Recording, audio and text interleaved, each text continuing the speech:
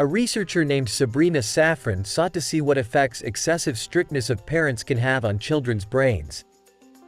Strict parents, who are constantly arguing and beating and making life difficult for themselves and the child. What exactly are they doing with the child's brain? To find the answer to this question, Dr. Safran from the University of Montreal, in collaboration with a research team from Stanford and Dublin universities, started a long and deep study. Their method was to use the data of a longitudinal study in which the family information of 2,174 people was analyzed annually and accurately. Then they chose teenagers from among these people. And using brain imaging methods, namely MRI, over a long period, they began to discuss and examine the brain structures of these people and compare them with teenagers who grew up in normal families with an easier parenting style and less anxiety.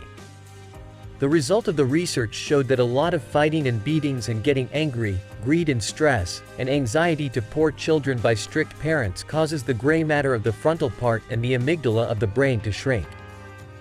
These two areas are involved in the regulation of emotions and feelings, and they come to the aid of a person in stressful and critical situations of life, and the damage in them pushes the poor child in a direction that in adulthood and critical and stressful situations of life with misregulation of your emotions and feelings.